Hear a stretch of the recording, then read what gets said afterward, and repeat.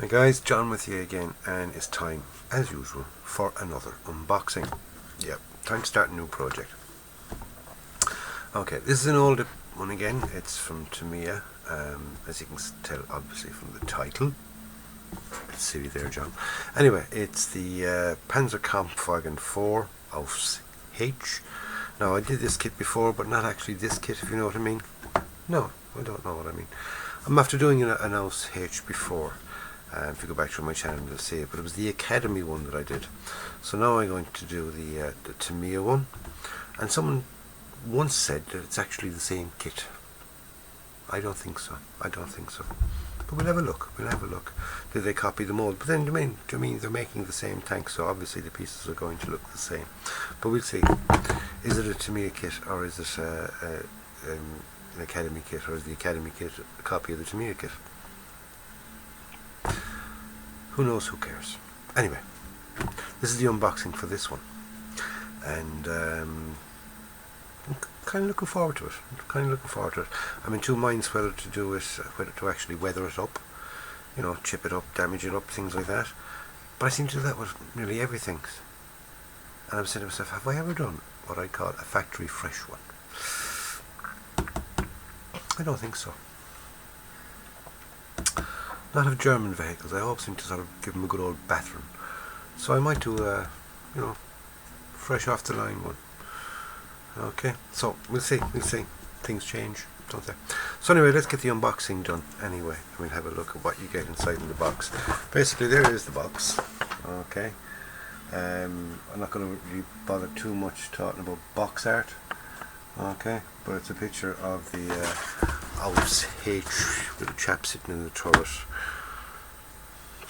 Number 621 is on the side of the tank. Okay, that's the box art. So let's get down and have a look at the nitty gritty. What are we paying for? Okay.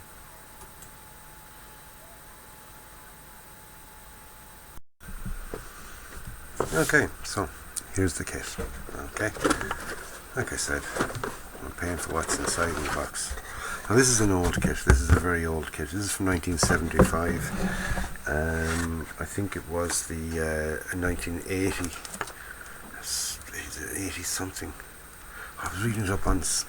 Check it out in ScaleMates yourself. Check it out there in ScaleMates. But it was Reeboks, so I don't know whether this is the Reeboks or the original one.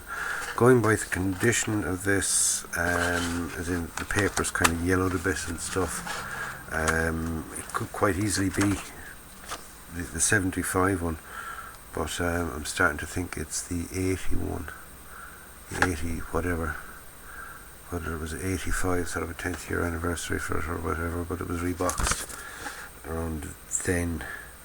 I'm just going to do a quick check and see if there's any dates on this.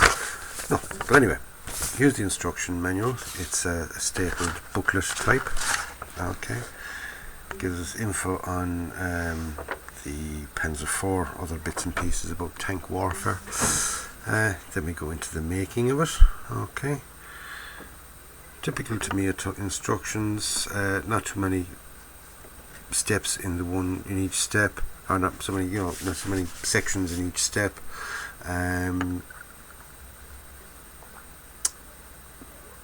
Clear, precise, well laid out. Okay, so you have no problems with the construction whatsoever. Get the wheels there sorted, getting them fitted. Tools, the gun, into the turret there, getting all that done. Then we should be on now to the extra armour. It doesn't give us anything there on the wraparound armour, does it? When does that come into play? No. Am I after missing a page? No. Page 7. Page 8. Oh yes, yeah, here they're telling you about the... No, that's the toe ropes.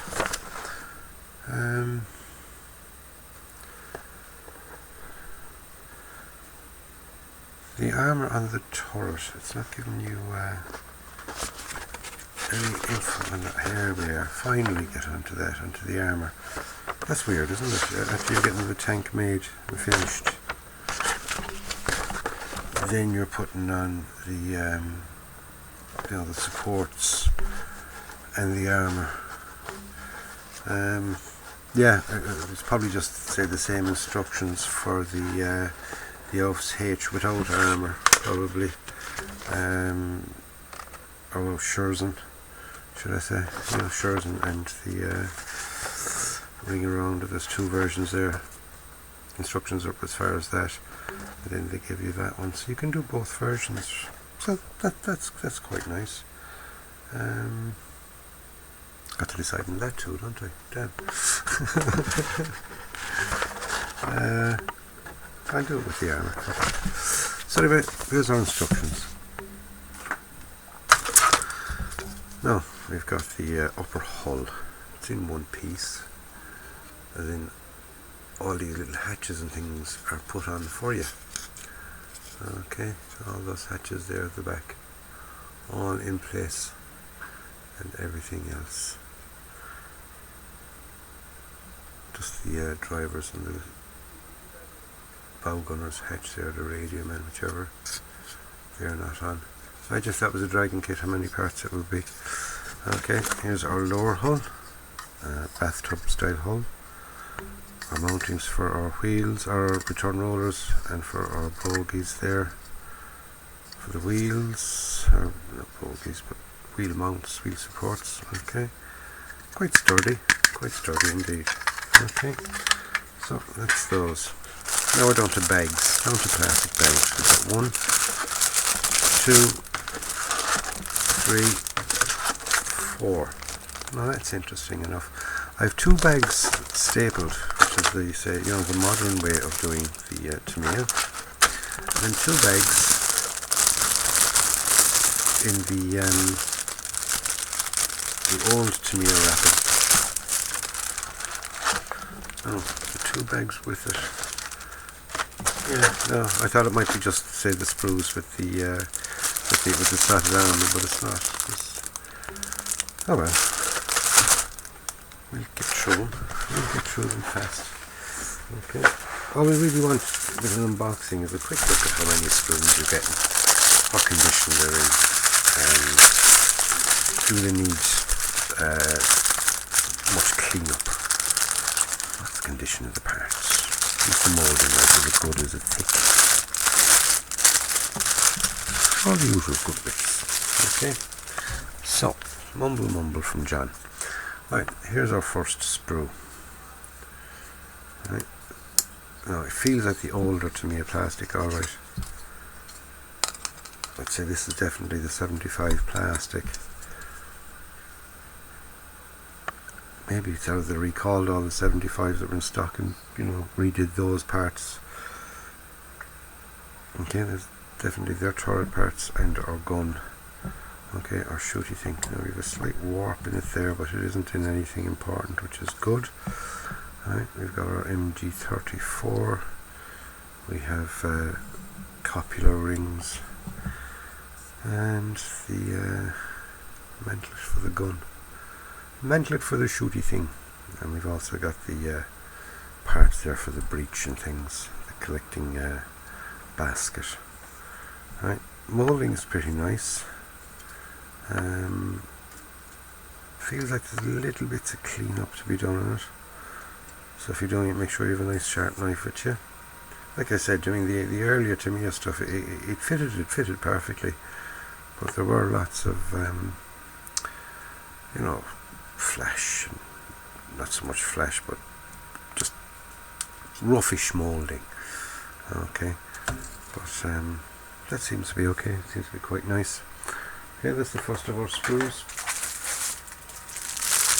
We're on out to another ruffly bag, so excuse the noise.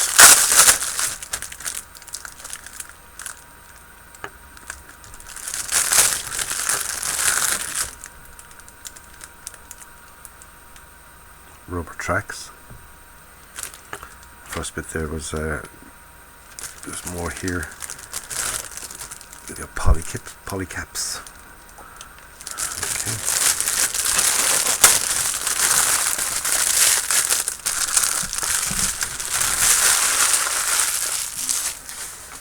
And here now we've got our wheels.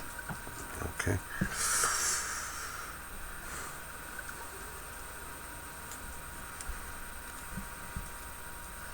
Kind of let you look away there yourselves, because it seems pointless me telling you what they're like when you can actually see. The plastic feels okay. Like I said, it feels like the old Tamiya plastic. It's quite good. It's quite nice. The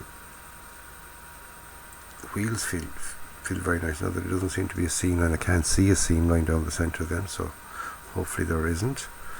There's only one kind of join piece for each wheel, which is good as well. Cuts down on sanding and things. Not much else I can say about them really, except that the detail is quite nice there on the wheels and on the drive sprocket and things. Okay, come on, there we go. So it's as you'd expect from an old Tamiya kit. I'm getting basically what they say on the tin, you know, like unseal. Exactly what it says on the tin.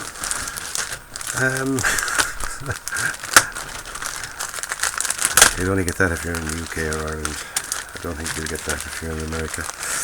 But anyway, oh, nearly lost an arm there. Okay, what have we got in this bag? We have 2 sprues. Right, we have a sprue with loads of our spare track, which will make up the spare track. Goes along the front of the vehicle and along the top of it, things like that. We've got 3 German helmets. We've got some jerry cans. We've got the spare wheel holders. A pot and a bucket handle. Oh yeah, and 2 tow ropes. Okay. Now, let's look at the moulding on the tracks, shall we? Yeah, it's not bad. A little bit rounded.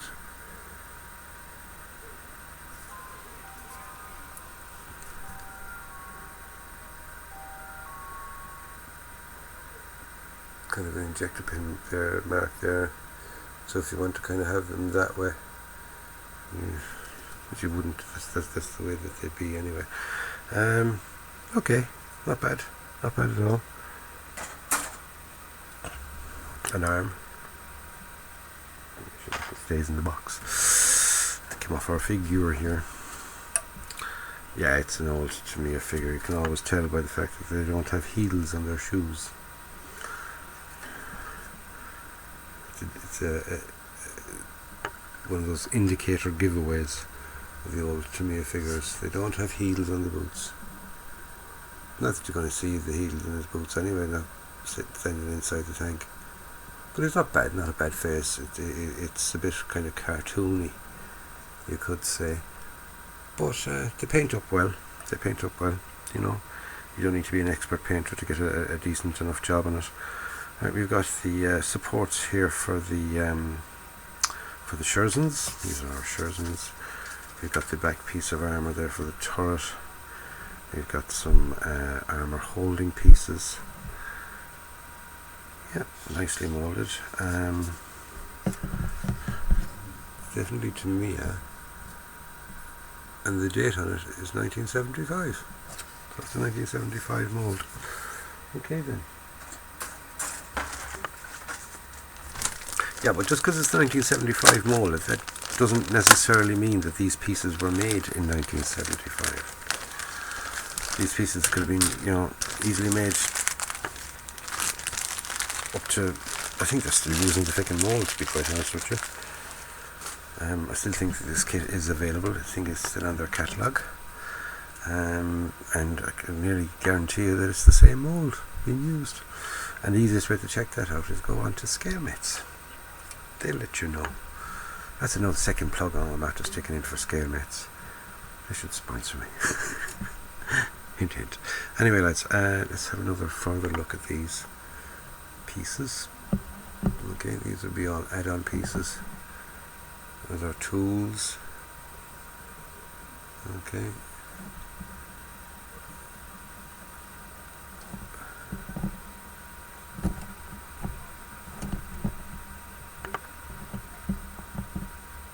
There's the back plate. Come on. moulding is quite, quite nice, quite deep.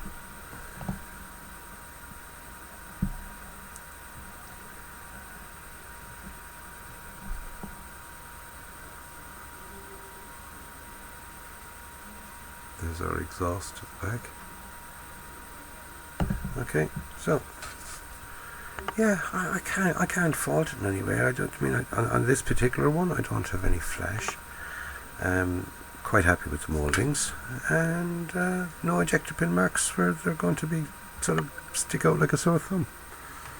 So overall, that was the unboxing. It does come with rubber tracks. Some people detest them. Me personally, I don't mind. I don't care. It does make for a quicker build. I find that they paint up grand. I've had no problems with them.